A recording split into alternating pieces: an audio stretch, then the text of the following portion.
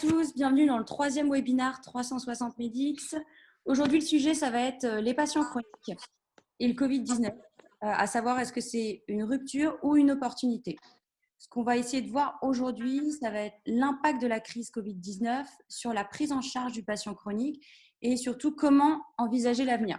Voilà, docteur Lefort, pour introduire ce sujet des patients chroniques et du Covid et pour aussi présenter les différents intervenants qui vont interagir pendant notre session. Bonjour à tous et bonjour de nous avoir rejoints. Donc, vous aurez possibilité aussi un peu d'interagir sur le fil SMS. Alors, je vais présenter les différents intervenants de ce webinaire. Donc, Thérèse Psuc, qui est une infirmière et cadre de santé à la retraite, en fait, qui ne l'a jamais vraiment été, certainement, créatrice de son centre de formation à Lille, directrice d'IFSI à Roubaix. Elle travaille depuis de nombreuses années à faire comprendre l'importance des chemins cliniques et du raisonnement interdisciplinaire dans les soins, que cela soit entre professionnels du soin ou avec l'ensemble des acteurs, et membre actuellement du comité de pilotage du master coordination des trajectoires de santé. Elle est aussi à l'ANAP, donc l'Agence nationale de l'appui à la performance pour le collège numérique en santé. Elle est proche aidant d'un malade chronique et impliquait le patient dans son parcours de soins, d'autant plus s'il souffre d'une maladie chronique. Et donc fondamental pour en faire un patient partenaire. Attendez, j'ai… Ouais, pardon, il y avait un petit bug ici. Ah oui, voilà, pardon. Merci. Donc fondamental pour en faire un patient partenaire, un patient expert vers le chemin de l'autonomie, titre de son dernier ouvrage aux éditions Vuber, publié en 2019, je vous mettrai le lien. Isabelle Fromentin est infirmière experte reconnue au niveau international en plaie et cicatrisation à l'Institut Curie. Elle est docteur en sciences et c'est la synthèse vertueuse d'une expérience ancrée sur le terrain et la prise en charge quotidienne des patients et de la recherche clinique pour l'amélioration des pratiques et des prises en charge des patients chroniques. Elle possède plusieurs faits d'armes peu ordinaires. Pour exemple, elle est coordinatrice de l'essai clinique CADOG. C'est une série donc hyper dynamique. Elle est issue d'une filière de formation commerciale. Donc c'est un petit peu l'outsider puisqu'elle n'est pas soignante professionnelle. Après 7 années dans son domaine pur de formation, elle passe d'un avant à un après qu'elle vous raconte dans son livre Lonely Patient, qu'elle voit et à son kakémono derrière elle quand elle parlera, publié en début d'année aux éditions Débat Public. Donc de la découverte de la maladie chronique pour en devenir une patiente actrice ultra dynamique. Axel souhaite penser un nouveau modèle de système de soins dans lequel les patients ne sont plus des passifs solitaires, mais des acteurs interconnectés. Elle fonde en septembre 2018 MapPatho, un outil stratégique numérique permettant aux patients souffrant de maladies chroniques de trouver les experts de leur pathologie au plus près. C'est 20 millions de patients concernés en France, alors dans le monde. Et puis, je passe à Gilles Chollet, donc, qui est infirmier libéral. Après un passage au sein de l'hôpital, il maîtrise les parcours de soins. Il est rédacteur en chef de Speed Data Pratique Infirmier et coordinateur du congrès Preuve et Pratique Infirmier. Il démontre tous les jours la cohérence d'une démarche professionnelle issue du terrain pour faire des propositions fortes sur le plan national pour les infirmiers, mais aussi l'ensemble des systèmes de soins. Il coordonne depuis plusieurs années des travaux publications pour une implication pertinente des infirmiers et plus largement des libéraux lors de situations sanitaires exceptionnelles, que ce soit des attentats ou des événements à cinétique plus longue, comme notre crise actuelle. Il s'appuie sur ce maillage unique des libéraux insérés au plus près de la population et particulièrement des maladies chroniques. Et puis moi-même, donc, je suis médecin urgentiste, chef du service des urgences de l'hôpital d'instruction des armées Le Gouest et directeur médical de crise. Alors, je suis expert certifié du mécanisme européen de protection civile et j'ai un dada qui est la plaie aiguë et donc la plaie chronique qui devient aiguë. Alors, pourquoi un urgentiste dans ce webinaire ? Parce que le parcours de soins des malades chroniques passe trop souvent peut-être vers les urgences, qui est un dernier repère de soins en permanence de soins. Et puis aussi, je suis père d'un enfant polyhandicapé et donc je suis particulièrement sensible à ces parcours parfois compliqués pour tenter d'y mettre un peu plus de fluidité et de compréhension. Voilà, merci Claire. Super, merci beaucoup, docteur Lefort. Donc, on va tout de suite passer à notre première partie, qui est celle de la rupture. Quel a été l'impact de la crise du Covid sur la prise en charge des patients chroniques. Je vais tout de suite donner la parole à Axel Ntsiri qui va nous parler de son expérience qu'elle a pu avoir avec les patients utilisateurs de son application. Bonjour à tous. Effectivement, vous l'avez tous connu le 17 mars dernier, donc il y a un petit peu moins de 2 mois, on nous a tous annoncé qu'on allait tous être confinés. Et il y a eu un énorme impact pour les patients chroniques, c'est que du jour au lendemain, les médecins spécialistes n'étaient plus disponibles, les autos à éviter. Les différentes interventions qui étaient prévues ont été ajournées sans date de disponibilité et une énorme angoisse chez les patients chroniques a émergé. Donc, du coup, sur MapPatho, nous, on a plus de 9000 patients chroniques utilisateurs, une vingtaine d'associations de patients avec lesquelles on travaille. On avait tous la même incertitude, c'était quand est-ce que le parcours de soins allait recommencer, quand est-ce qu'on allait pouvoir être suivi à nouveau et surtout comment on faisait si jamais on avait le moindre problème, avec cette peur des urgences, d'aller à l'hôpital et surtout cette peur d'être patient dit à risque. Donc, qu'est-ce que ça signifiait, quelles interactions je pouvais avoir avec ma famille et avec les autres personnes. Donc, ça a été déjà, je pense, une rupture pour les Français en général. Mais alors, quand on est usager du système de soins et que ce fameux système n'est plus utilisable, c'était une vraie angoisse. Donc, nous, on a eu beaucoup de remontées. Surtout, il y a eu deux principales remontées, des personnes qui étaient en PMA. Qui étaient déjà en traitement depuis quelques semaines, quelques mois, qui attendent souvent 6 mois, 1 an pour avoir une prise en charge. Et tout s'est arrêté du jour au lendemain, donc incompréhension, une totale incompréhension et une forte angoisse.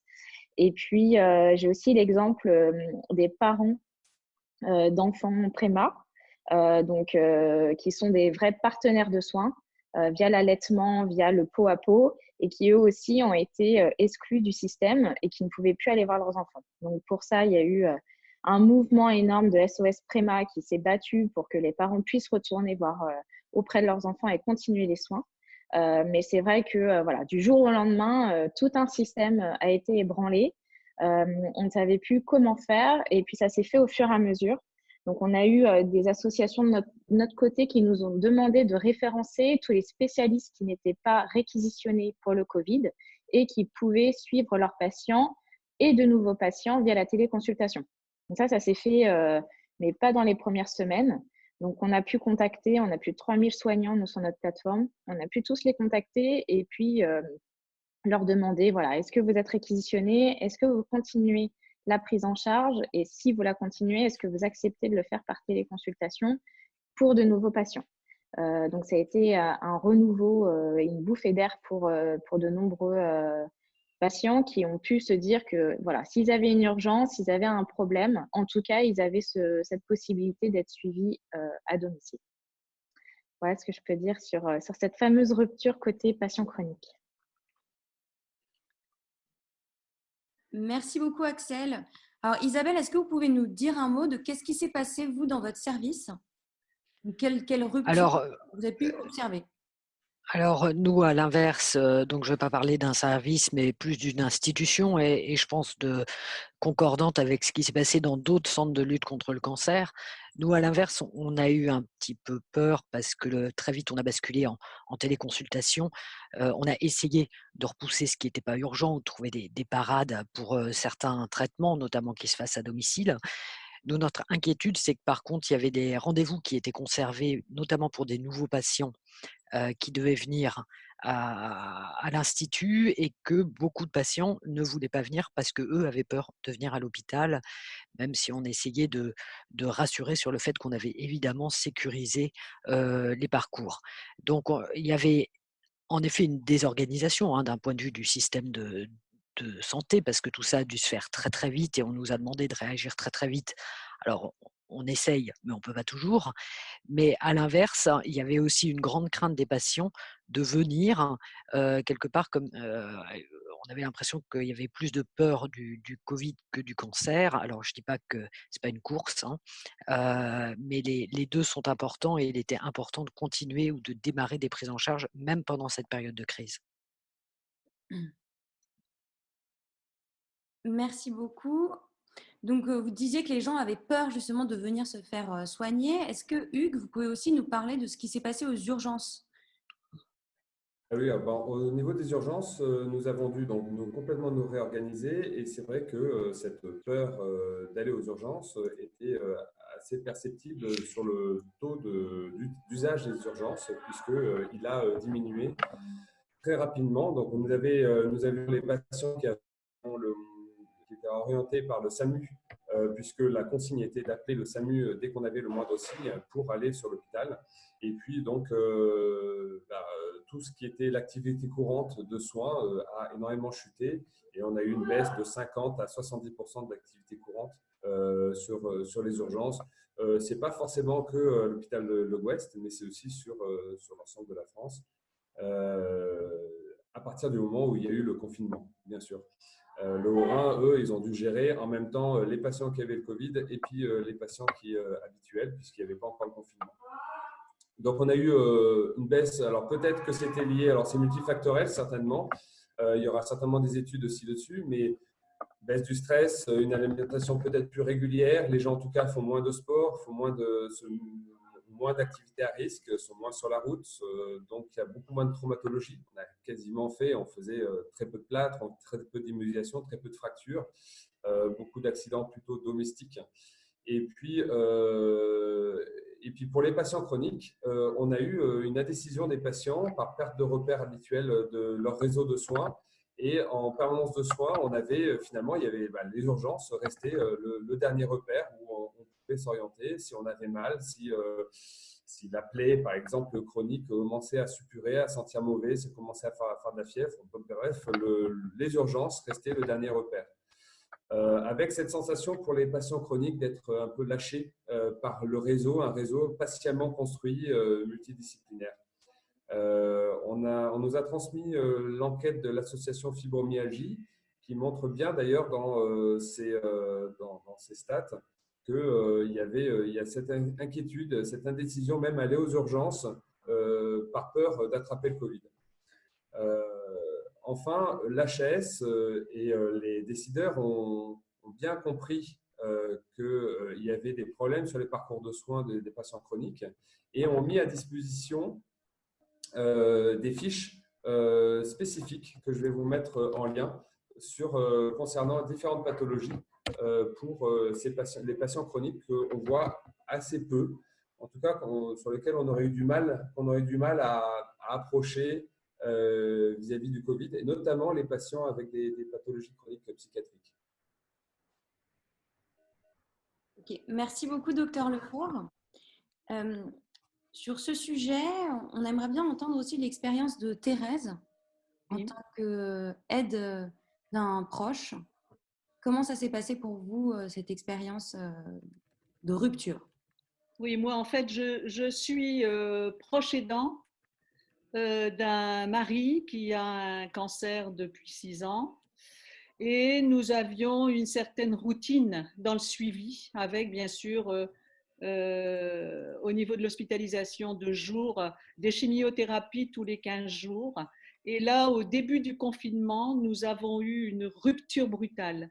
Et je peux vous assurer qu'aussi bien le patient que le proche aidant, nous avions l'impression vraiment d'un sentiment d'abandon pendant plusieurs jours, et je pense même qu'on a somatisé, on a eu l'impression d'avoir le Covid, on a certainement toussé, on prenait notre température tous les jours, enfin on a somatisé, ça c'est certain.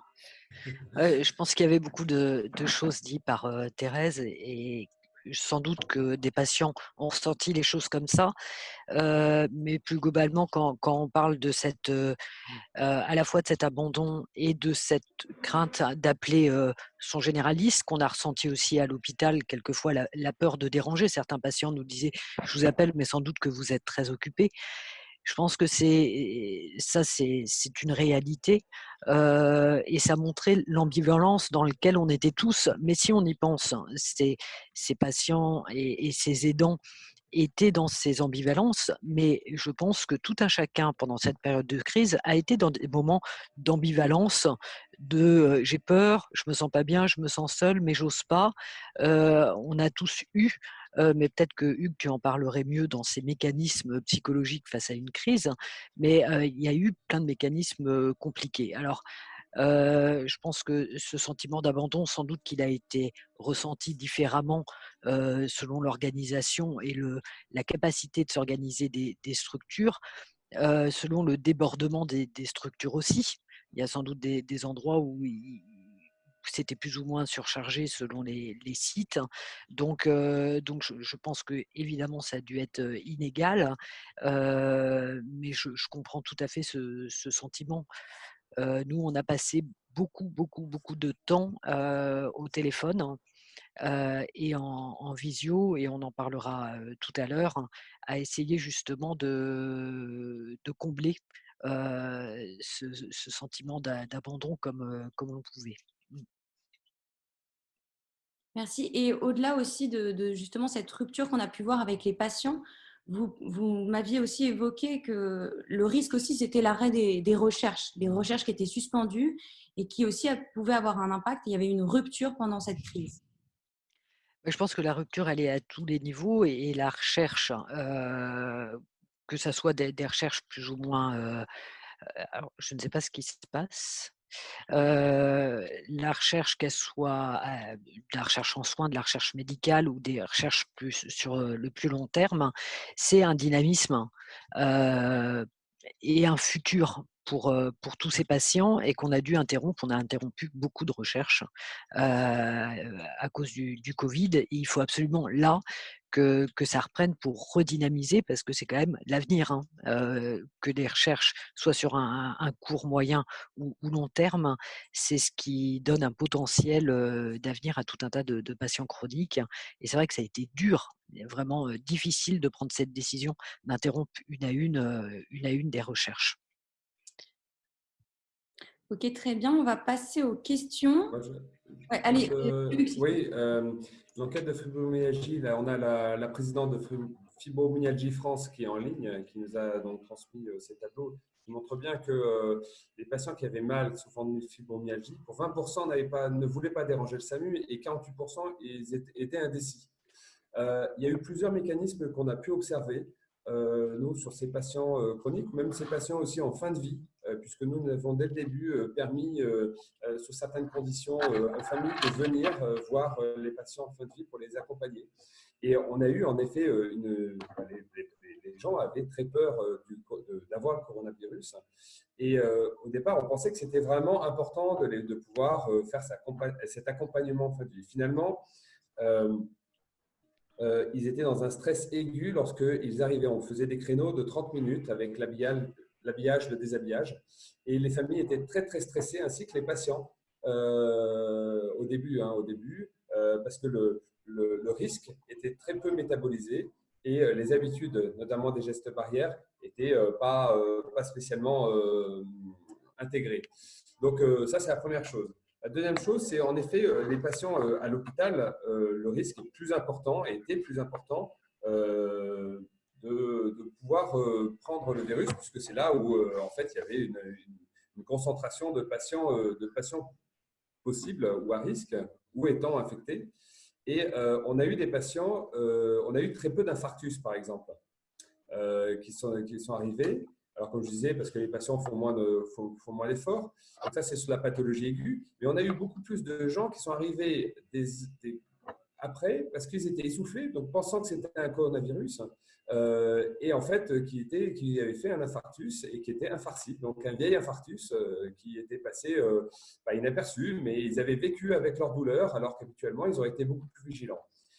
Et je crois que dans cette pathologie chronique, il y a eu psychologiquement la gestion de se dire finalement, nous, on est vivants, on a peut-être un peu mal à la tête, on a notre pathologie habituelle, mais il y a des gens qui meurent à côté, et donc les gens ont relativisé leur pathologie clinique par rapport, qui habituellement les habitait au quotidien, par rapport à cet impact de la crise sur la société. Donc c'était voilà, il y a plein d'ambivalences qui font que maintenant ces ambivalences se réveillent, et puis les systèmes s'organisent aussi, et donc peut-être les patients chroniques sont un peu plus sur le qui-vive, et écoutent plus, recommencent à écouter plus leur maladie. Gilles, peut-être toi sur les infirmiers libéraux, sur la rupture en fait que tu as vue. Nous, pardon, nous c'était un petit peu différent parce que de par notre organisation, les infirmières libérales et les infirmiers libéraux ont dû réagir dans l'immédiateté de la rupture. On n'a pas eu vraiment de temps d'adaptation parce que de par notre activité, on fonctionne 7 jours sur 7 au domicile des patients. Et il a fallu agir avec, en effet, on parlait tout à l'heure de la peur. Il a fallu continuer à pouvoir rentrer au domicile chez les patients qui, d'un coup, potentiellement ont pu nous identifier comme des vecteurs de contamination. Et d'un autre côté, d'être en capacité à leur amener un certain nombre de solutions pour pouvoir rester confinés dans de bonnes conditions.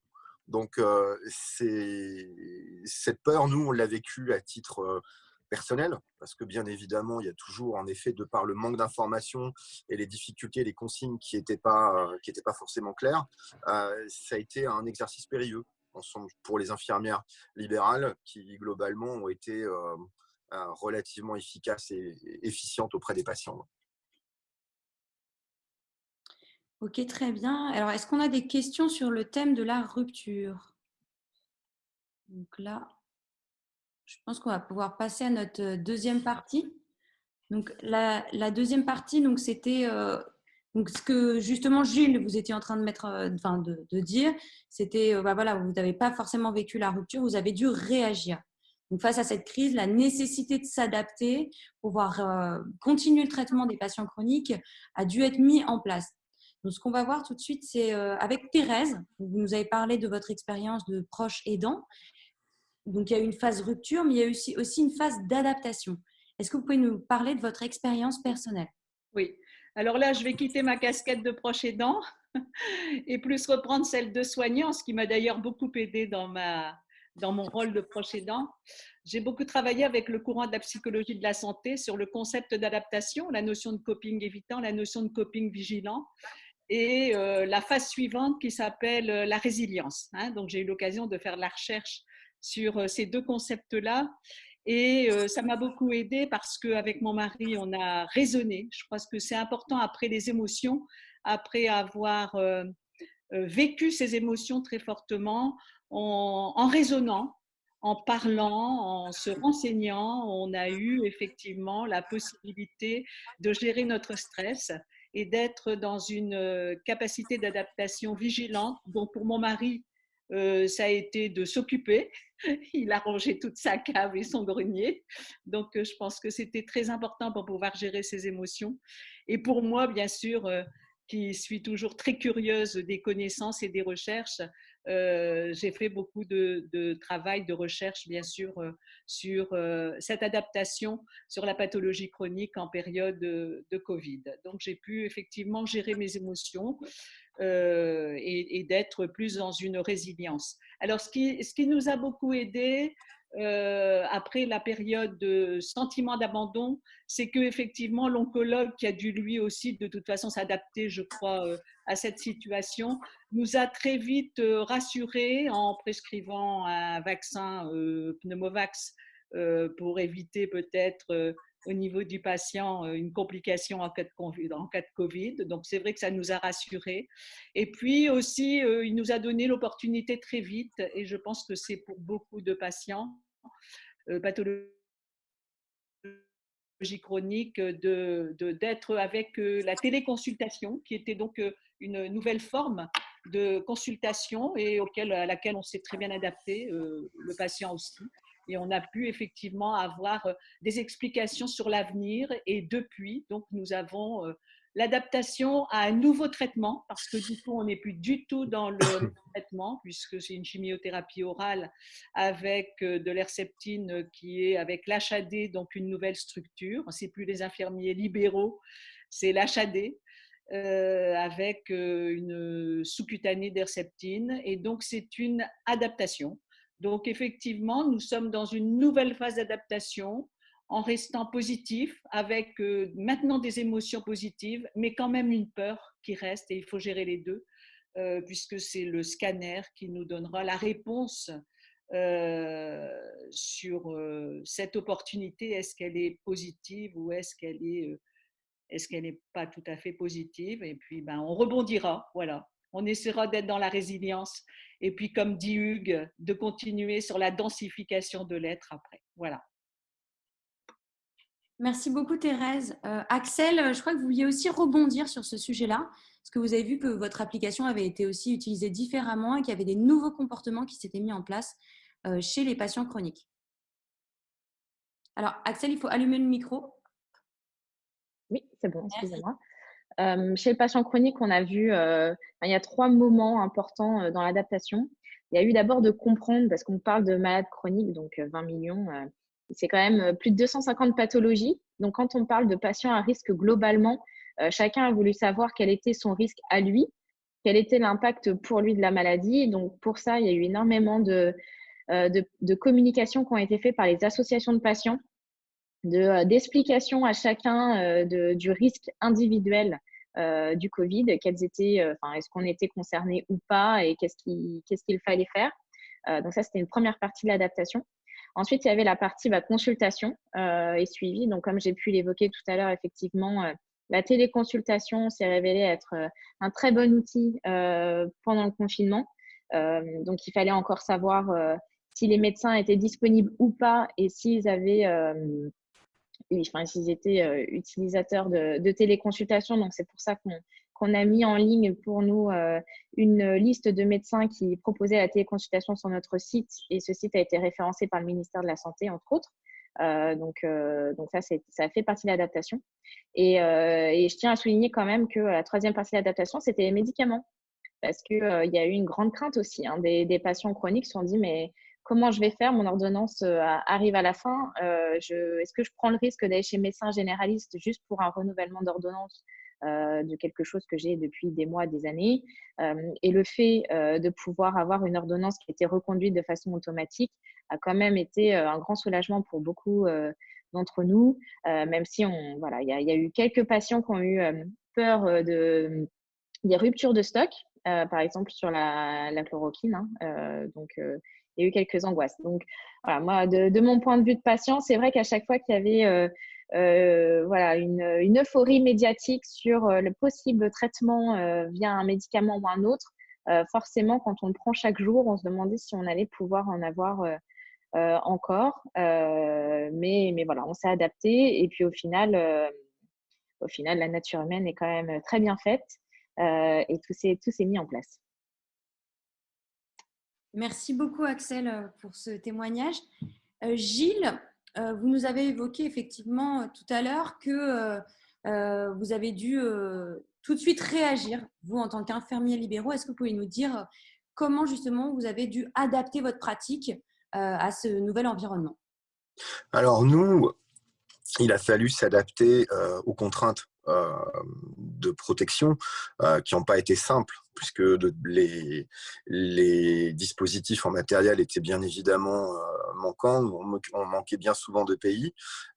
Au-delà de ça, les infirmiers libéraux ont tenu la mission qui devait être la leur, c'est-à-dire de tenir une base arrière.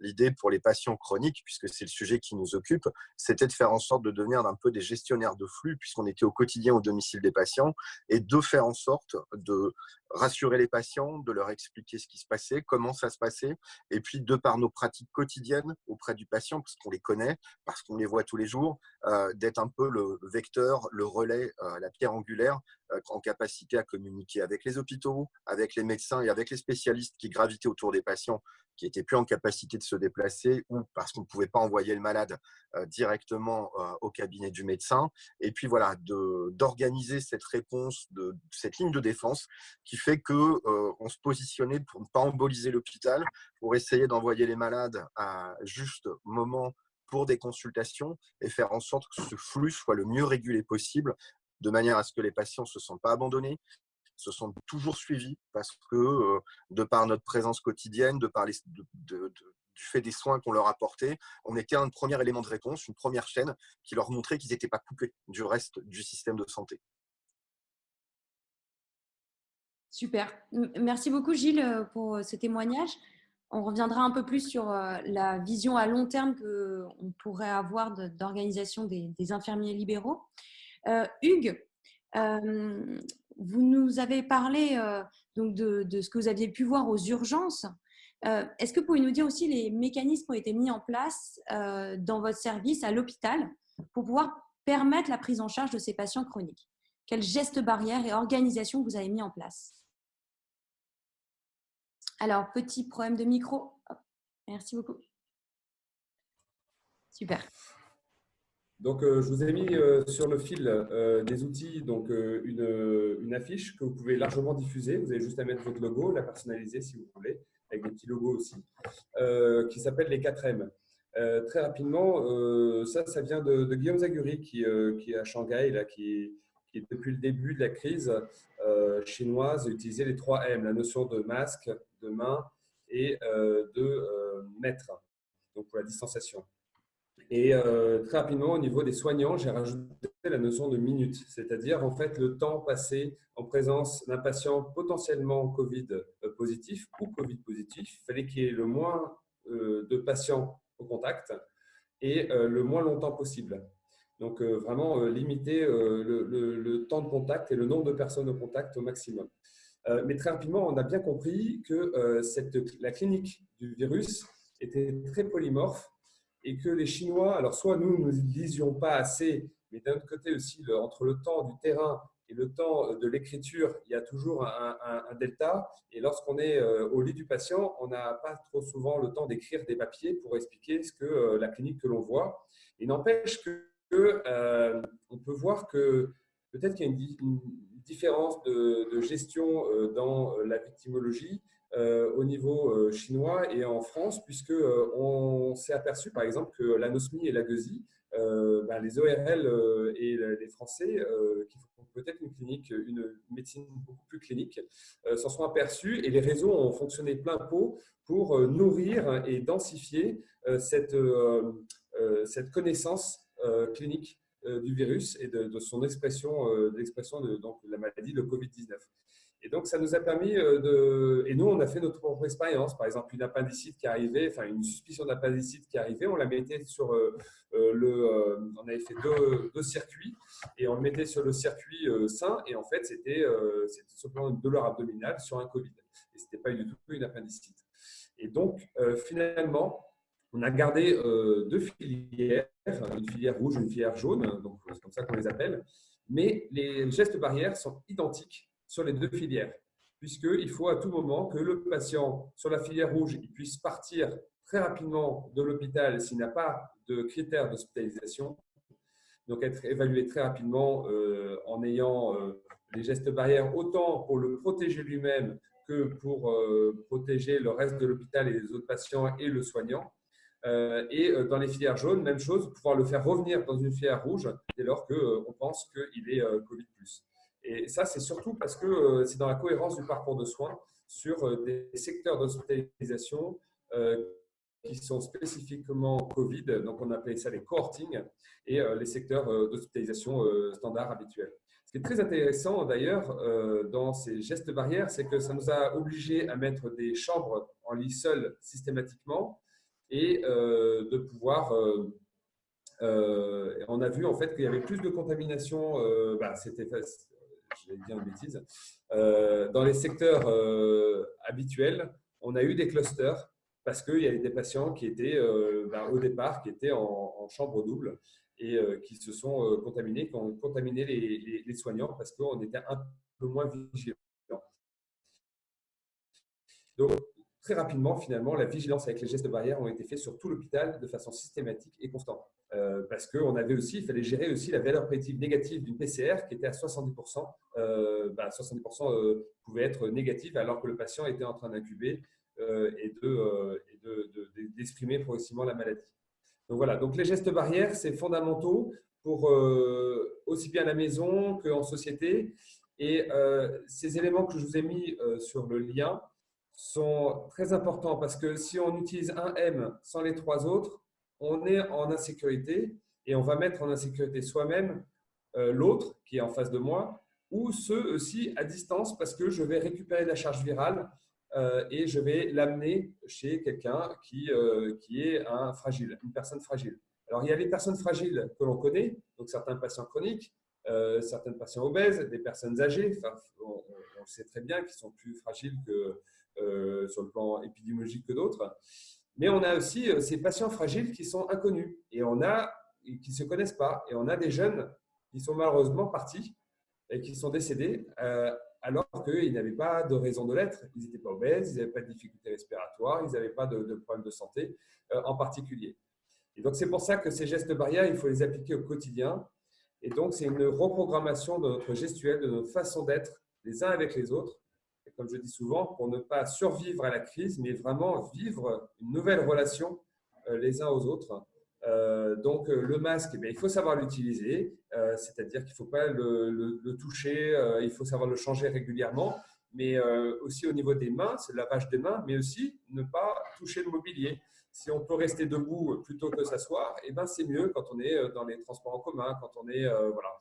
Donc, et de la même façon, la distanciation spatiale et temporelle doit être importante. Je peux rester très longtemps avec quelqu'un si j'applique mes 4 L. Merci beaucoup, Hugues.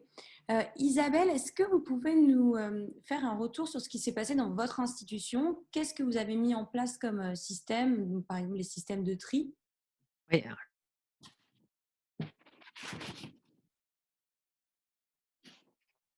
Isabelle?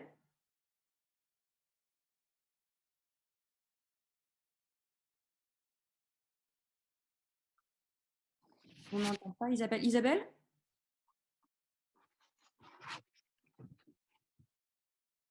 Place assez rapidement. Ah, c'est bon. Isabelle, on ne vous a pas Oui. entendu. Est-ce que vous pouvez juste répéter? Merci beaucoup. Donc, il a fallu mettre en place un tri avec des critères adaptés aussi aux pathologies chroniques.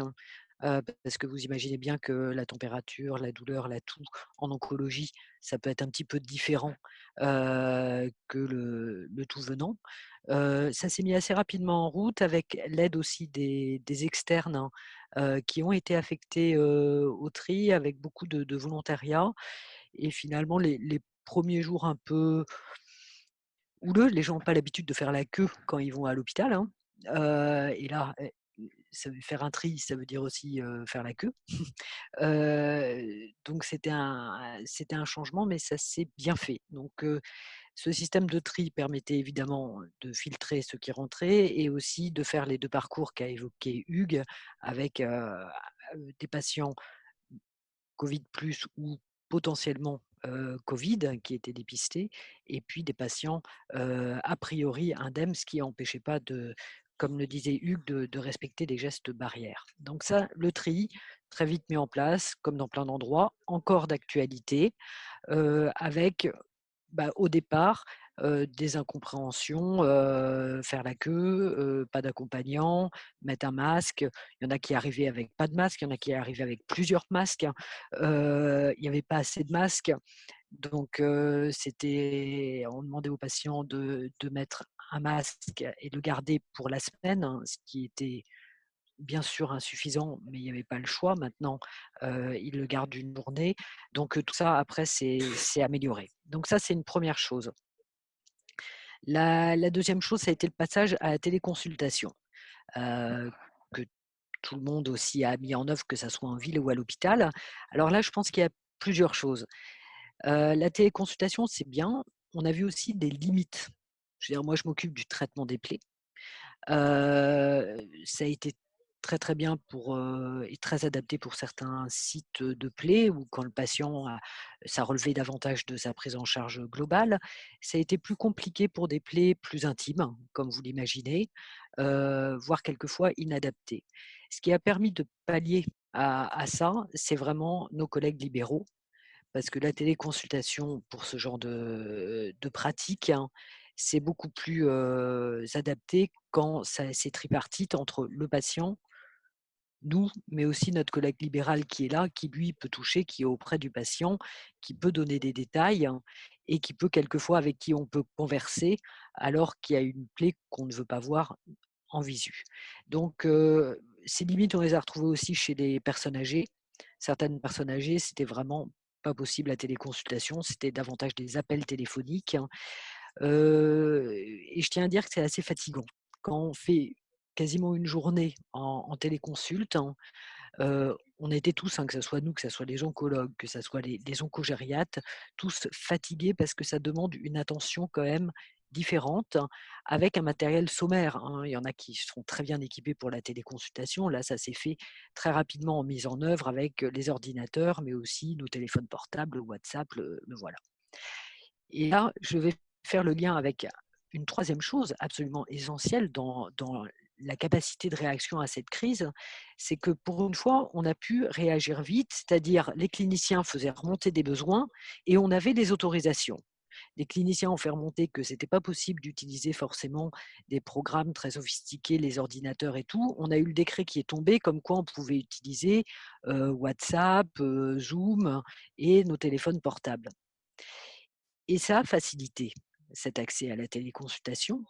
Et plus globalement, comme beaucoup d'adaptation de cette crise, ce qui a permis une réactivité, ça a été que ce qu'ont remonté les cliniciens, pour une fois, ça n'a pas attendu des semaines, ils ont eu le droit de le faire et il y a eu le décret qui allait avec. Et ça a été vraiment un changement qu'on n'avait pas eu depuis très longtemps, c'est-à-dire une écoute et un retour et une mise en place possible et aussi une valorisation. Parce que nous, on a demandé des heures à nos collègues libéraux pour être au domicile et faire ces téléconsultations, mais évidemment, ils ne vivent pas d'amour et d'eau fraîche. Tout le monde veut bien faire des concessions, mais il faut aussi que ce travail-là puisse être valorisé s'il doit perdurer. Et là aussi, ça a été possible, ça a été mis en œuvre. Donc je pense qu'on a eu un véritable changement de, alors, on va voir si ça dure après dans le temps ou non, et on en parlera dans la troisième partie, mais il y a une véritable bulle par rapport à ce qui se faisait depuis des années, c'est que les cliniciens ont pu être force de proposition, écouter, réaction, mise en place, valorisation, on y va, on bosse. Et ça, c'était important, et important de ne pas avoir ces soucis-là en plus, parce qu'il faut se remettre dans l'ambiance de l'hôpital où il fallait mettre en œuvre rapidement, comme l'a dit, ça a été dit tout à l'heure par rapport à le sentiment d'abandon ou des choses comme ça, par rapport à ces angoisses. Donc, il fallait être rapide, s'adapter, mettre en place des nouvelles choses, alors que par ailleurs, il y avait plein de patients qui rentraient dans des situations qu'on ne savait pas non plus maîtriser. Nous, en centre de lutte contre le cancer, on nous a demandé d'accueillir des patients sans cancer avec Covid. Ouais, c'est bien, mais nous, notre compétence, c'est le cancer. Donc, il fallait nous-mêmes qu'on se forme, qu'on apprenne. Donc, tout ça a été très, très dense. Et ce qui a permis aussi ces mises en place, c'est un lien renforcé avec la ville, des facilités techniques, des valorisations et aussi quelque part une reprise en main par les cliniciens de ce qu'il fallait faire avec une meilleure écoute. Merci beaucoup. Et vous avez dû aussi adapter certains traitements par rapport à cette situation? Alors, des traitements ont été adaptés, tout ce qui n'était pas urgent a été reporté. Hein, alors, tout n'a pas pu être évalué, hein, parce que vous allez me dire, est-ce que ça a marché? Est-ce que finalement ça a été bénéfique? Ça, on le saura dans quelques mois, parce qu'évidemment, toutes les adaptations qui ont été faites, je vais en donner un qui va parler à tout le monde parce qu'assez simple. Une femme qui avait un cancer du sein qui d'habitude allait être opérée dans les 15 jours, 3 semaines. Là, si son cancer était hormonodépendant, donc répondait à un traitement par hormonothérapie, on l'a mis sous hormono, enfin pas moi, hein, parce que c'est pas ma compétence. Hein. Les oncologues l'ont mis sous hormonothérapie et la chirurgie a été différée. Là, a priori, les patients sont en train de revenir. Hein, là, depuis 8-10 jours, vraiment, ça fonctionne beaucoup plus normalement. Ces adaptations de traitement qui sont très bien décrites hein, sur le site d'Unicancer et autres, vous pouvez retrouver absolument toutes les informations et conseils et explications qui ont été donnés aux patients, à leurs proches et aussi aux professionnels. Ça semble s'être plutôt bien passé. Mais en effet, ça a été différé, trouver des traitements. Les traitements adjuvants, c'est-à-dire pour éviter la récidive, ont été évidemment prioritairement différés s'il y avait un trop-plein dans les services de traitement. Et puis il y a d'autres patients qui n'ont pas du tout été différés. Hein.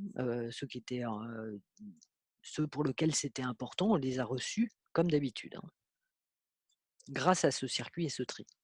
D'accord. Merci beaucoup, Isabelle. Concernant les plaies, vous nous avez parlé de ce que vous aviez pu voir comme limite avec la téléconsultation. Hugues, est-ce que vous voulez rebondir dessus? Qu'est-ce que vous avez vu comme tendance émerger? Ouais, merci.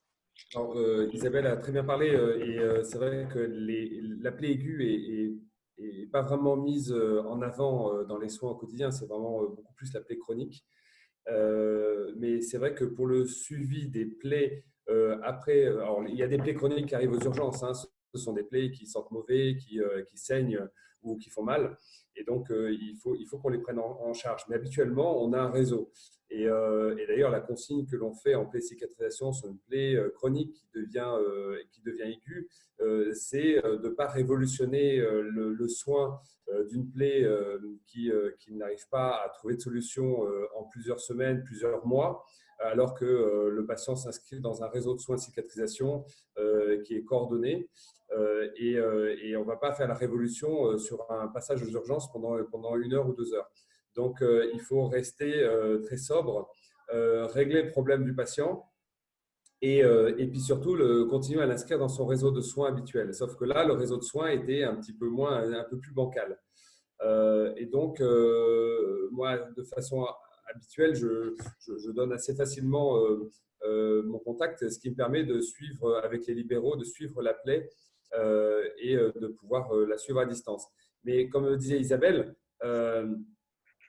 cette expertise n'est pas du tout valorisée et le Covid, et on partira sur les opportunités du Covid, et en tout cas cette crise nous a permis d'accélérer les processus, notamment de télémédecine, avec la mise en place de tablettes, d'éléments qui permettent de nourrir le dossier numérique, enfin, surtout numérique, du patient pour tracer et valoriser cette expertise au quotidien.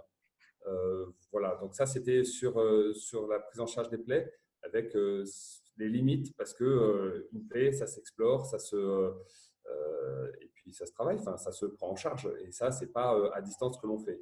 Je rebondirai aussi sur ce que disait Isabelle sur la fatigue liée à la télémédecine. J'en ai certainement moins l'expérience que beaucoup d'entre vous qui autour de cette table, et puis Isabelle notamment.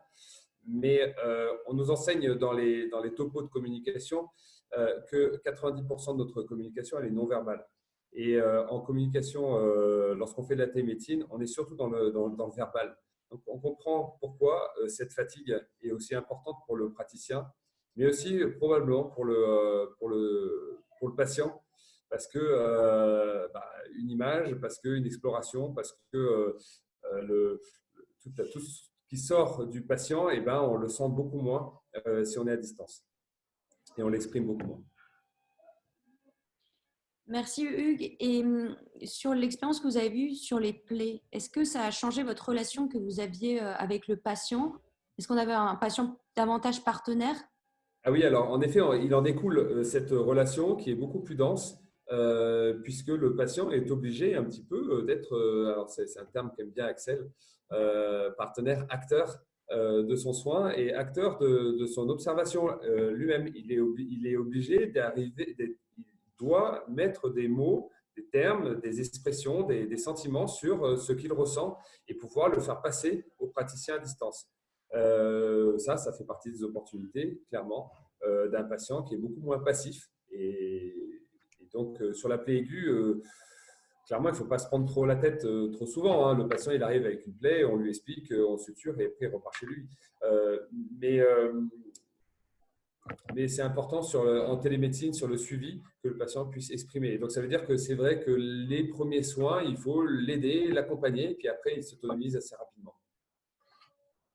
Merci beaucoup, Hugues. Est-ce que je peux juste réagir? Allez-y. Alors, je suis tout à fait pour la participation du patient, qui faille mettre des mots, tout ça, on est bien d'accord. Mais comme tout, il y a la généralité, il y a les limites. Là, moi, je travaille en oncologie, avec des plaies qui sont quelquefois liées à la maladie, au cancer, qui évoluent. Et il faut aussi que le patient, à des moments, parce qu'il en a besoin, ait le droit de rien dire, et le droit de ne pas participer, et le droit de se taire. Et en effet, en visio si on parle d'une plaie tumorale, hein, donc quand la tumeur est ulcérée à la peau. Il y a des patients, ils nous disent quelque chose, mais ils n'ont pas forcément envie d'en parler parce que c'est extrêmement dur, parce que c'est parler du cancer, c'est parler d'incertitude, c'est parler de crainte, hein. Et je pense qu'en consultation, en effet, quand on est en visu avec le patient, on peut plus jauger ça. C'est tout à l'heure quand je parlais de l'intimité.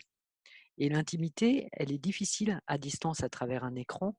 Et quelquefois, discrètement, on regarde les choses parce qu'on n'a pas envie de le heurter et on voit que ce n'est pas une période et un moment où il a envie qu'on aille plus loin. Et quand le patient est là, on l'ajuste. Quand il est par écran et si on a besoin d'avoir une information sur notre plaie, parce qu'on ne peut pas la voir, parce qu'on ne peut pas la toucher, soit on pose la question et on a l'info, soit on ne la pose pas et on n'aura pas l'info et ça va nous mettre en difficulté. Donc, la participation, elle est très bien et pour un ulcère ou autre, je n'hésiterai pas à solliciter le patient et à ce qu'il participe. Pour d'autres plaies, il faut avoir ce choix. D'où l'importance, et je vais le redire, d'un dialogue tripartite avec notre collègue libéral qui lui capte ça et peut nous répondre ou qu'on peut rappeler après pour discuter si on voit qu'on a risqué de heurter la sensibilité du patient. C'est ces subtilités, on peut dire des grandes généralités sur la télémédecine et la téléconsultation, mais dans le cadre de pathologies chroniques, de pathologies graves, il faut faire attention à tous ces détails. Merci Isabelle. Tu voulais aussi parler, on avait parlé aussi du rôle du proche aidant aussi dans la prise en charge des plaies chroniques, qui est aussi un rôle majeur aussi, qui est difficile, auquel on n'accède pas sur la téléconsultation. Alors, c'est plus difficile. C'est vrai que c'est plus difficile que quand on est dans une salle et que tout le monde est là. Et voilà, nous, pour ceux qui ne veulent pas voir la plaie, on a un rideau, mais qui n'empêche pas de converser dans la salle. Là, c'est sûr qu'autour d'un écran, alors en plus, si on est autour d'un smartphone, ça devient vraiment plus difficile. Là, on parle d'adaptation. Avec les semaines qui passent, au fond, on a beaucoup d'aidants aussi qui nous envoient des mails. Et peu à peu, la conversation qui s'est faite, mais à la rigueur, il y a le moment du soin ou le moment de la téléconsultation, et puis après, il y a les messages des uns et des autres par mail auxquels on répond. Et ça, c'est pas mal parce qu'il y a des bonnes conversations, hein, avec certains aidants et avec certains patients qui se font par mail, qui, à la rigueur, sont aussi pas mal adaptés aux plaies parce qu'il peut avoir des photos, un mail, plus de temps de réflexion pour nous, plus pour eux de choix des mots. C'est un entre-deux qui est aussi pas mal et les aidants utilisent beaucoup ce moyen de communication. Je voudrais rebondir, Oui. si c'est possible. Allez-y, allez-y. Je voudrais rebondir suite à l'intervention d'Hugues et à l'intervention d'Isabelle sur la notion de patient partenaire. Et là, je vais être beaucoup plus large qu'en oncologie, pour tous les patients en fait. Hugues a beaucoup insisté sur la notion de description par le patient de sa symptomatologie, de son vécu, de son ressenti. Et je pense qu'on soit en téléconsultation ou qu'on soit en présentiel, on peut tout à fait orienter la relation soignant-soigné dans ce sens-là, de laisser raconter le patient avec ses mots d'ailleurs, avec ses mots, avec son vécu, avec sa description de sa symptomatologie. Et c'est ce que développe d'ailleurs la médecine narrative et je pense qu'on a intérêt dans l'avenir à s'y intéresser de plus en plus. Donc qu'on soit en téléconsultation ou qu'on soit en présentiel, je pense que c'est une démarche qui est tout à fait adaptable. D'ailleurs, c'est pour ça que au niveau des cliniciens, on parle beaucoup moins d'interrogatoire, mais d'entretien. Oui, effectivement. Merci beaucoup Thérèse. C'est très bien parce que ça peut me faire rebondir sur les opportunités qu'aujourd'hui on pourrait voir dans cette situation du Covid. Et j'aurais bien aimé passer la parole à Axel pour qu'elle nous dise aujourd'hui comment elle pense que ça va impacter la relation avec le patient. J'en profite aussi pour répondre à une question qui a été indiquée sur le fil de discussion. savoir est-ce que les outils de télésurveillance se sont développés.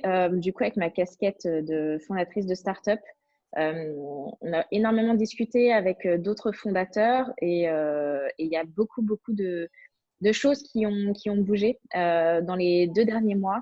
Beaucoup de plateformes qui ont pu avoir l'écoute qu'elles auraient pu avoir auparavant dans la télésurveillance des patients à domicile, parce que là, pour le coup, ils ont été confrontés. Donc, il y a eu MyDiaby dans le diabète, il y a eu Phil sur lequel on a énormément parlé. Le référencement des différentes solutions par le ministère de la Santé a aussi permis de mettre en avant toutes ces innovations vraiment orientées patients. Donc oui, il y a eu en tout cas un élan dans les entreprises innovantes pour répondre de façon adaptée à cette problématique du confinement. Et dans les solutions, effectivement, en fait, et je rebondis exactement sur ce que disait Thérèse, c'est que globalement, on s'est retrouvés, nous patients, à être complètement seuls, comme on l'a dit en première partie de ce webinaire, et en fait, pas forcément formés. C'est-à-dire que, encore une fois, le patient, et ben, pour parler de sa maladie à distance, sa symptomatologie, Pathologie.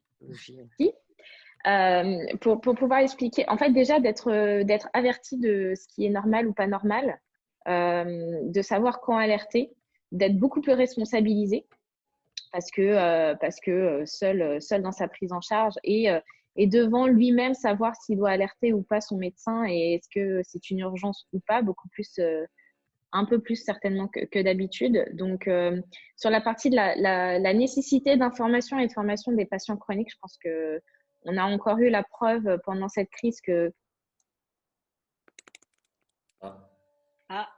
lesquels ils vont vivre pendant peut-être 30, 40 ans à venir.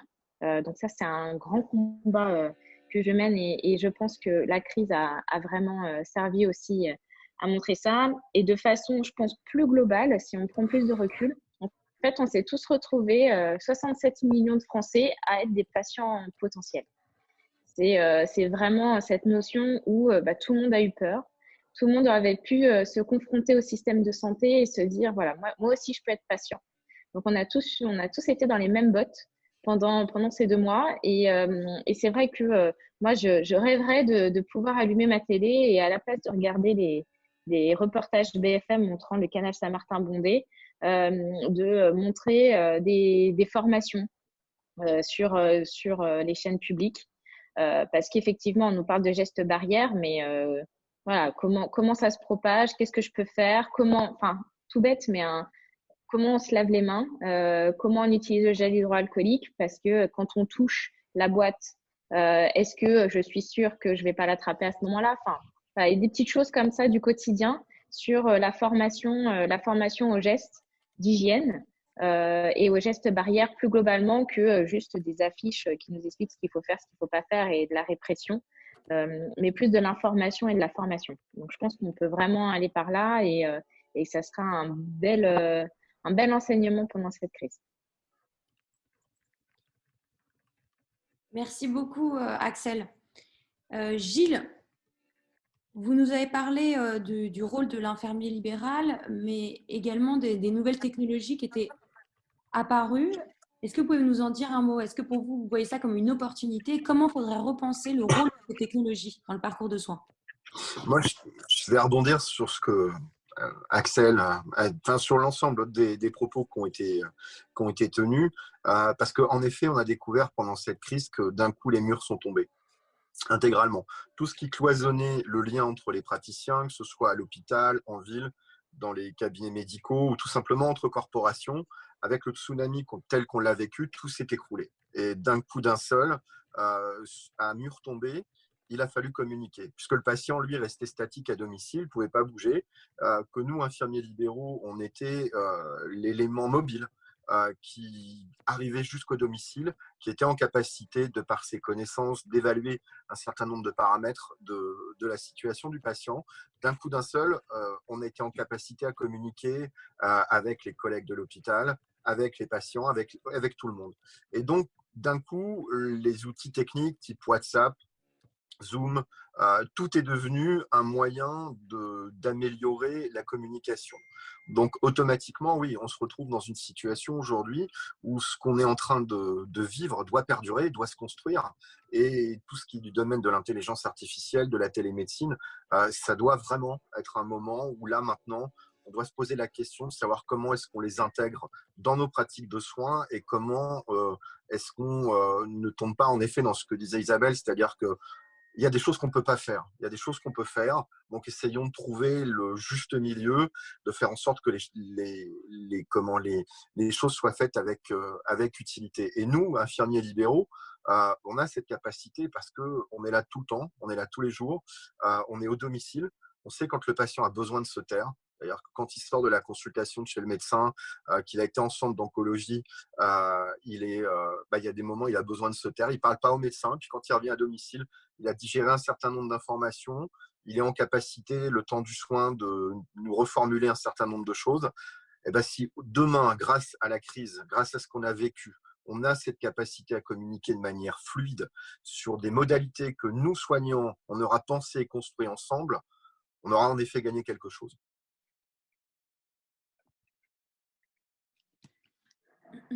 Très bien. Par rapport aux nouveaux usages que vous avez décrits, là, il y a des questions. Comment les professionnels se sont emparés de ces usages? Est-ce que vous avez eu des réticences des patients? Alors non, on n'a pas eu commande. Les patients étaient plutôt globalement contents, enfin, de ce que j'ai vu, compris, et de ce que mes collègues m'ont remonté, parce que, comme on l'a dit tout à l'heure, il y avait cette peur de l'hôpital, il y avait cette peur de bouger. Donc, à partir du moment où nous, au domicile, on était en capacité de leur dire posément, vous inquiétez pas, on va appeler le médecin, on va appeler le spécialiste, on va communiquer, on va discuter entre nous, on va surveiller tel paramètre, et puis prendre ensemble la décision avec vous de vous orienter vers le bon choix, c'est-à-dire soit de repartir sur une consultation hospitalière, soit de rester à domicile avec un réajustement de traitement. Mais à partir du moment où les outils, la nouvelle technologie nous a permis de se projeter dans des mécanismes d'intelligence collective, le patient il est assuré puisqu'il se sent au milieu de tout ça. Il est au milieu de l'ensemble des professionnels de santé qui gravitent autour de lui. Et est-ce que vous avez eu des réticences des professionnels? Il y a toujours, des réticences, c'est-à-dire que le monde ne change pas facilement. Il y a toujours des difficultés techniques, il y a toujours mais la crise nous a projeté dans la nécessité de s'adapter. Donc globalement, non. La profession, je pense, dans sa globalité, c'est attelée à répondre aux besoins du patient et à la nécessité de soutenir l'hôpital dans la gestion des flux. Et Hugues, un mot sur la mort de la RGPD? C'est pas de moi, ça, c'est de Gilles. Je paraphrase Gilles, qui dit que le premier décédé en fait de cette crise, c'est le RGPD. Et c'est ce qui fait que les choses sont rendues beaucoup plus fluides dans l'appropriation des outils numériques pour la téléconsultation, parce qu'on a utilisé de façon légale des outils que l'on utilise au quotidien dans nos vies privées et que les patients utilisent au quotidien. Donc, du coup, c'était très simple. Les connexions sont ultra simples. Toute la question va être que ce ne soit pas juste une parenthèse et que ces outils-là, on puisse d'un côté les laisser fluides dans leur usage au quotidien et de l'autre côté, on puisse les sécuriser pour que notamment tout ce qui est confidentialité et traçabilité dans les dossiers numériques patients puisse se faire. Il y a eu une question aussi également sur la téléexpertise entre professionnels de santé. Est-ce que vous avez vu des exemples d'utilisation de la téléexpertise, par exemple dans les EHPAD ou dans votre hôpital? Alors là, je vais peut-être répondre, hein, parce que nous, en Play, c'est ce qui est beaucoup fait, ce qui était fait avant. Hein. Là, c'est peut-être dit de demander.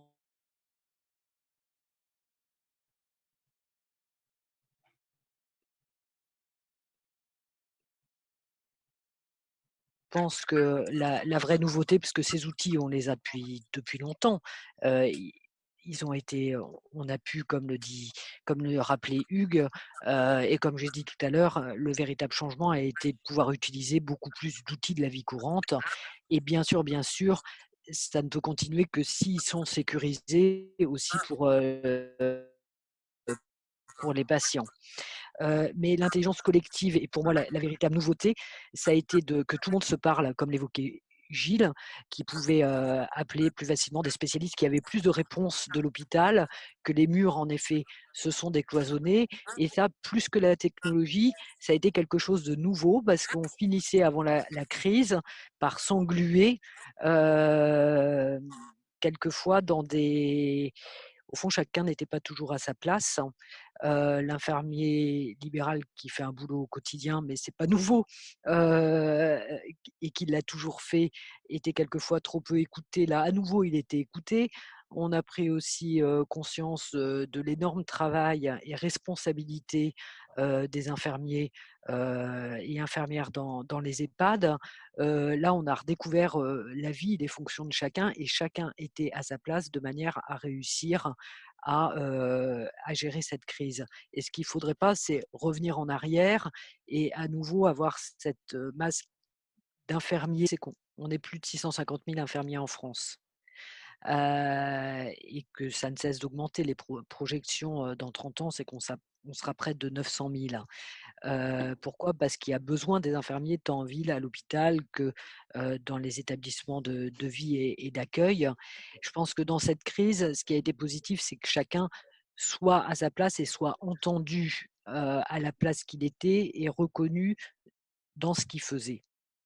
Ça, c'est l'intelligence collective, ça a bien fonctionné, c'est ce qui a permis de répondre à toutes ces difficultés. Il ne faut absolument pas qu'on fasse marche arrière. Après, les outils, ça va être des facilitateurs, mais ce qui fait avant tout les choses, c'est cette intelligence collective et le fait de savoir travailler ensemble. Après, on ajoute des facilitateurs et il faut que ces facilitateurs restent en place.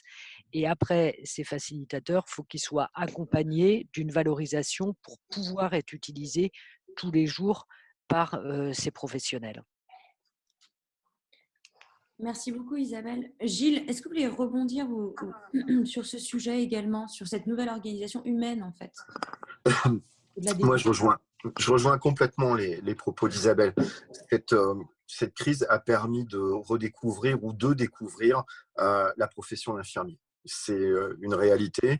D'un coup d'un seul, on est devenu audible, on est devenu perceptible à bien des égards et à bien des points. Et pour ça, c'est relativement simple. C'est-à-dire que je prendrais tout simplement l'exemple des programmes Prado, comme on en discutait, qui sont des programmes destinés à coordonner la prise en charge du patient à domicile. Et chaque professionnel, jusque-là, écrivait dans un dossier. Et le dossier est resté, suivait le patient. Et comme du jour au lendemain, le patient ne bougeait plus. On a redécouvert la possibilité, en effet, d'utiliser les outils, de dialoguer entre nous, de pouvoir se parler. Et c'est vrai que ces canaux de communication qui sont mis en place, la télémédecine, la téléconsultation, l'intelligence artificielle, ce n'est pas une fin en soi, c'est des outils qui sont au service de l'humain. On a, dans cette crise, redécouvert la nécessité de l'humain, de pouvoir travailler entre professionnels, de casser le concept des corporatismes pour être dans la pluralité intellectuelle et l'intelligence collective. Et ça, c'était un véritable, le mot est peut-être un peu, mais ça a été un véritable bienfait. Donc, on peut espérer qu'une chose, c'est que cette organisation pluriprofessionnelle, cette intelligence collective perdure pour éviter que les murs ne se remontent trop vite, que les choses ne se recloisonnent à nouveau et qu'on puisse anticiper les crises prochaines, parce qu'on sait pertinemment que c'est une question de temps avant que, d'une manière ou d'une autre, on revive des situations qui soient à l'identique. Donc, je ne peux que espérer qu'on intègre tous ces outils et que le rapport, le lien, la déconstruction qui s'est opérée dans la volonté de vouloir faire du tout structure, de ce rapport à l'humain, de ce rapport entre professionnels puisse durer encore longtemps et retrouver du sens. Merci beaucoup Gilles. Isabelle, vous vouliez ajouter un mot également sur le rôle des infirmiers? Oui, je voulais parler de on a notre profession se développe et avant cette crise, à nouveau, il y avait beaucoup de débats et polémiques autour de ce nouveau métier qui est l'infirmier de pratique avancée. L'infirmier de pratique avancée, ça a été légiféré en 2018. C'est des infirmiers qui vont faire 2 ans de plus d'études pour avoir un autre diplôme d'exercice et pouvoir suivre de façon autonome, hein, c'est-à-dire en prescrivant, en faisant des examens cliniques, donc certains actes médicaux, des patients stabilisés. Donc il y en a en oncologie, en, en- oh là là, sur la psychiatrie, bientôt sur les personnes âgées, sur la maladie rénale et en polypathologie. Donc on est vraiment dans le thème de la pathologie chronique, c'est-à-dire qu'un patient stable, au lieu d'être suivi par son médecin, il peut voir avec le médecin pour un suivi par un infirmier de pratique avancée. Ça répond à tout un tas de problématiques de déserts médicaux, de nombreux patients chroniques et autres. Donc quelque chose de très positif dans lequel je suis très engagée.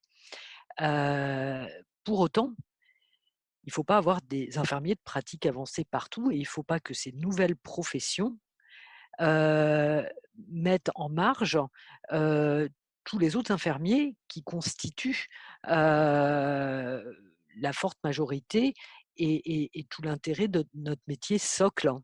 On fait du soin, on fait du suivi. C'est pas parce qu'il y a des infirmiers de pratique avancée que l'infirmier libéral n'est pas en plein dans ses responsabilités, dans sa coordination de patients et doit être suppléé par un infirmier de pratique avancée.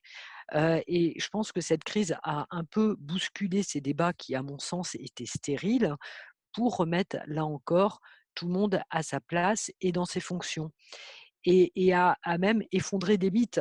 Je vais vous raconter une petite anecdote. Nous, quand la réa, pour accueillir des patients Covid qui n'avaient pas de cancer, s'est ouvert à Curie, il fallait des mains parce que ces patients-là avaient une forte, charge en soins, hein. Ils intubés, ventilés, bah, il faut faire les toilettes, c'est beaucoup de soins, autour d'eux et le soin, bah, il faut des mains pour faire, le soin,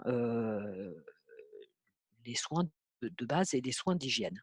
Donc avec mon équipe, on s'est porté volontaire pour aller aider, heu, en haut en réa et donc moi je suis arrivée et bon, c'est vrai que j'ai ma thèse de sciences, mes décorations, mes machins, mes trucs, voilà. Pourtant là où on avait besoin de moi, c'était dans mon métier initial parce que moi, j'aurais pas été capable de prendre en main une réanimation d'un malade. Je ne le fais plus, c'est pas mon métier. Donc qu'est-ce que j'ai fait? Des toilettes et il y a eu un petit moment d'adaptation avec l'aide-soignante qui était avec moi qui me dit, «Tu fais la toilette?» Je dis: «Oui». «Bah, écoute, fais ton taf, c'est ton service, tu connais mieux. Moi, je pense que tel que je suis, là, aujourd'hui, pour vous aider, là où je serai le plus efficace, c'est en faisant des toilettes» et c'était super. Moi, j'étais ravie de passer ma journée à faire des toilettes et à m'occuper des patients et c'est là ce que je faisais, j'ai été utile. Ça montrait aussi que malgré tous mes diplômes, dans cette situation, la seule chose que j'étais capable de faire, c'était une toilette parce que le reste, je le maîtrisais pas et ce qui veut dire, c'est que chacun a sa place et c'est pas parce qu'on a des diplômes en plus qu'on sait tout faire, d'accord? Et je pense qu'il faut garder ces expériences en mémoire avec, une approche, modeste et pragmatique. Il y a des nouveaux diplômes qui seront très utiles pour les patients chroniques et pour leur suivi. Dans ce cas-là, l'infirmier sera dans d'autres fonctions, un autre métier et ça ne veut pas dire qu'il est au-dessus ou en dessous, que l'infirmier socle qui est en responsabilité de ses patients au quotidien et qui sait faire des choses que de facto on ne sait plus faire quand on fait un autre métier. Voilà. Et j'ai trouvé ça très bien comme introspection pour chacun des infirmiers et que ça ne soit plus des batailles un peu stériles dans notre profession.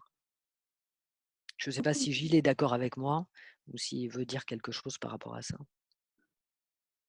Je te rejoins complètement. Il y a eu en effet dans la construction des programmes d'IPA, tout de suite ça a été perçu comme une classe d'infirmiers entre guillemets supérieurs qui allait créer un lien de subordination, alors qu'en fait les missions c'est simplement une réponse à des nouvelles missions. Mmh. Et là encore, c'est et on doit tirer le positif de tout ce qu'on a vécu et tout ce qu'on est en train de vivre pour en effet se remettre chacun au centre de son travail. Et en effet, ce qui fonctionne, c'est quand on sait rester à notre place, tenir nos lignes, tenir nos champs de compétences et les développer, les promouvoir dans l'interdisciplinarité, qu'on arrive à se nourrir les uns des autres.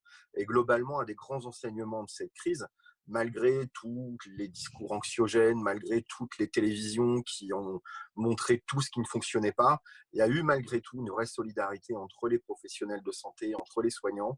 Il y a eu des vrais mécanismes, de réflexion qui sont enclenchés, la capacité à interagir. Et donc, moi, je te rejoins. En effet, je pense que la profession d'IPA et la profession infirmière, là, elles ont un espace pour réussir non seulement à cohabiter, mais à se nourrir de leur savoir mutuel. Merci beaucoup, Gilles. Thérèse, je vais vous laisser rebondir sur cette nouvelle coordination de soins, des soins qu'on voit émerger, que c'est votre dada. Alors, Thérèse, vous êtes il faut activer le micro. Voilà, c'est bon. Oui, je pense que je vais essayer de rebondir, mais avant la crise du Covid, on était en pleine discussion sur les ruptures de parcours, de santé, les ruptures de parcours de soins en lien avec les parcours de vie. Donc, ce n'était pas uniquement un discours d'ailleurs, puisque on avait des équipes, et moi j'ai la chance de pouvoir accompagner des équipes dans le cadre de ma mission à la NAP. On avait des équipes qui commençaient à réfléchir et à construire une modélisation des parcours avec un outil de coordination pluriprofessionnelle qui est un outil clinique et que l'on appelle le chemin clinique. Et des équipes de territoire, j'ai la chance d'avoir vraiment 3 équipes de territoire pluriprofessionnelles, une sur la BPCO, donc bronchopneumopathie obstructive, chronique obstructive, et 2 équipes sur les critères de fragilité de la personne âgée, une dans les Hauts-de-France et une dans la région parisienne. Et avec ces 3 équipes, on a réussi à construire en pluriprofessionnalité des chemins cliniques sur lesquels apparaissent, pour éviter justement les ruptures, sur lesquels apparaissent les soins de l'ensemble des professionnels. On n'est plus sur des outils individuels par professionnel, on n'est plus sur un diagramme de soins par exemple pour un infirmier. On est sur un outil pluriprofessionnel où on peut avoir une anticipation, ce qui est très important, on peut avoir une anticipation des soins et on peut avoir une gestion de cet outil dans l'informatisation, dans un dossier patient informatisé. Et on peut, ce qui est très intéressant, faire des requêtes et faire des évaluations pour mettre en évidence des ruptures, pour mettre en évidence des écarts de chemin clinique et des sorties de chemin clinique. Et avec les outils modernes et l'intelligence artificielle au niveau du numérique en santé, on peut effectivement très vite réagir dans des démarches d'amélioration continue de la qualité.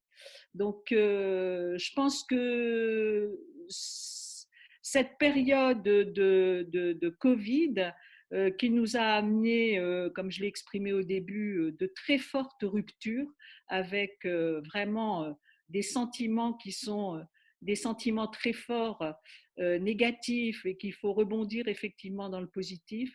Je pense que c'est des outils qui vont devoir certainement se développer.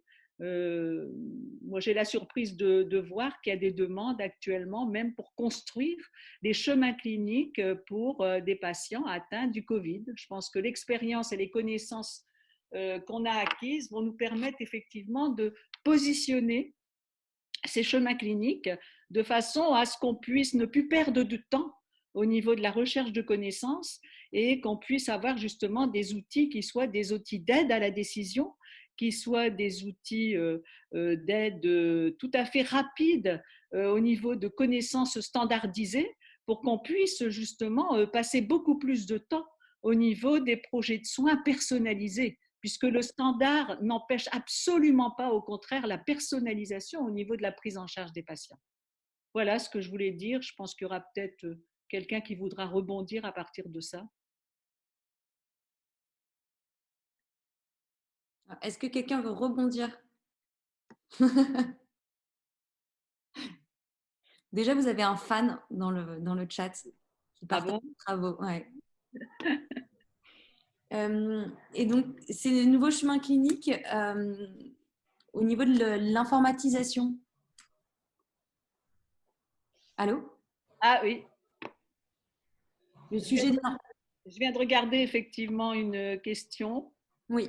Je ne sais pas si je réponds à cette question où on me demande si les chemins cliniques sont informatisés. Alors, au niveau de la NAP, il y a trois publications sur l'informatisation des chemins cliniques dans le DPI.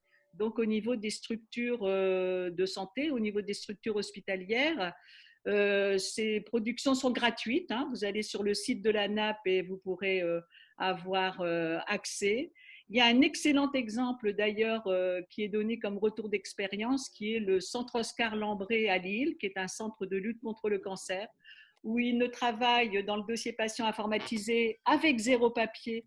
Ils ont 137 chemins cliniques informatisés avec des requêtes qui mettent en évidence pour chaque groupe homogène de patients le nombre de sorties de chemins cliniques et la mise en œuvre immédiate de démarches d'amélioration continue de la qualité avec des équipes pluriprofessionnelles et qui réfléchissent à des soins complémentaires quand il y a des écarts ou des sorties de chemin clinique. J'ai l'exemple, par exemple, avec des patientes qui ont été opérées d'une mastectomie totale, dans lesquelles on a mis en évidence des sorties de chemin clinique parce qu'il y a beaucoup de transmissions ciblées sur l'anxiété post-opératoire. Et un groupe pluriprofessionnel a fait un travail de réflexion et de proposition de soins pour pouvoir diminuer et pour pouvoir gérer peut-être mieux cette anxiété post-opératoire. Donc, par contre, personnellement, au niveau de la NAP, puisque c'est le thème principal dans lequel je travaille, l'informatisation des chemins cliniques, j'ai clos cette discussion avec ma communauté de pratique sur l'informatisation des chemins cliniques à l'hôpital et je me consacre essentiellement au développement des chemins cliniques dans les parcours de soins territoriaux. Et l'hôpital sera un satellite qui en fait partie. Et je pense que c'est une discussion qui va se multiplier. Je viens de proposer un avis d'expert au niveau de la NAP sur ces chemins cliniques territoriaux. J'attends les réactions, j'attends la réponse. Dès que ce sera accepté, je l'espère, je diffuserai cette information. Et voilà. Voilà, j'y crois beaucoup, j'y crois beaucoup. Je crois beaucoup à ces chemins cliniques, mais je crois beaucoup qu'ils doivent mettre en évidence pas uniquement la symptomatologie de la pathologie ou du handicap. La notion de risque est extrêmement importante aussi, il faut les formaliser, donc les risques liés à la pathologie ou au handicap ou aux effets secondaires de traitement. Et il y a un troisième domaine dans lequel je fais très particulièrement attention au niveau des chemins cliniques, c'est ce qu'on appelle les réactions humaines, les émotions positives, les émotions négatives, mais également les potentialités.